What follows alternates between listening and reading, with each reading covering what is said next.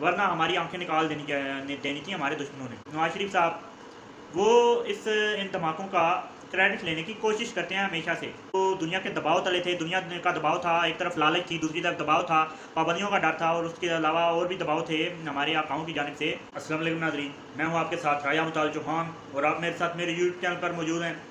नाज़रीन, बात कर लेते हैं आज यौम तकबीर की।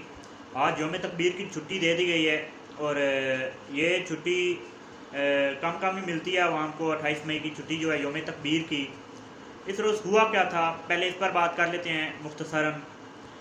यौम तकबीर वो दिन है जिस दिन पाकिस्तान ने दुनिया भर में साबित किया था कि हम एटमी ताकत हैं और पाकिस्तान ने 5 धमाके किए थे भारत के धमाकों के मुकाबले में।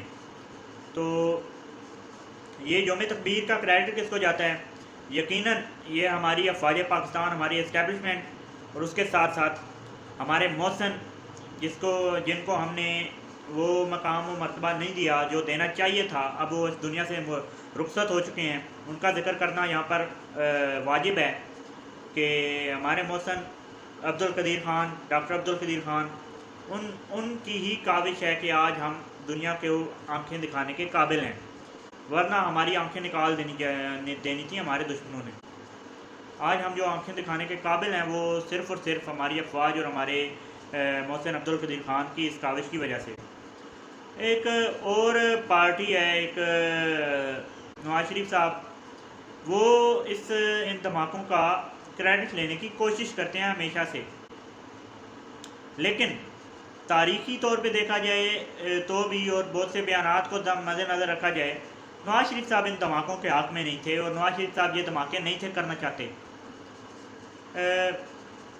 इन धमाकों को करने में बेसिक जो किरदार था वो हमारी अफवाज का था और हमारी अवाम का जो किरदार था वो सबसे बढ़कर था, क्योंकि ये 11 मई 1998 को भारत ने जो है वो 3 धमाके कर दिए। अभी हम सोच ही रहे थे, हम परेशान थे कि भारत ने 13 मई को 2 और धमाके कर दिए और मामला जो है वो काफ़ी कशीदगी की जानिब जा चुके थे। भारत हमें आंखें दिखा रहा था और हमें बढ़ के मार रहा था मुसलसल अपनी ताकत और अपने बल की। लेकिन हम जो थे वो दुनिया के दबाव तले थे, दुनिया का दबाव था, एक तरफ लालच थी, दूसरी तरफ दबाव था, पाबंदियों का डर था और उसके अलावा और भी दबाव थे हमारे आकाओं की जानिब से कि ये धमाके जो हैं वो इन्हें ना किया जाए।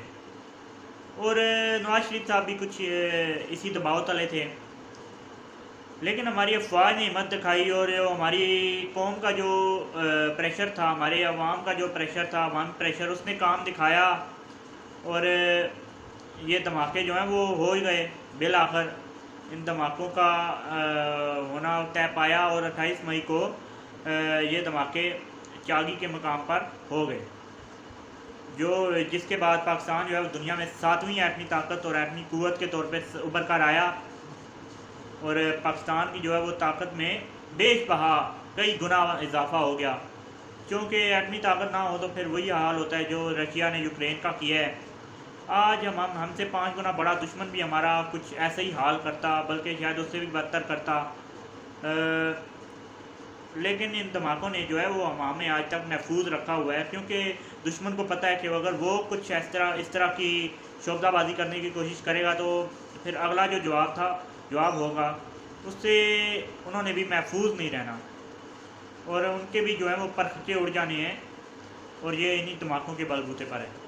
इसी के साथ कि आगे पाकिस्तान जो है माशी तौर पर भी कुछ धमाका करे और माशी तौर पर भी दुश्मन का मुकाबला करे, इस उम्मीद और इस दुआ के साथ इस वीडियो को इख्तिताम की तरफ लेके जाते हैं। चैनल को सब्सक्राइब, वीडियो को लाइक कर दीजिए। मुझे दीजिए इजाज़त। अल्लाह हाफ़िज़।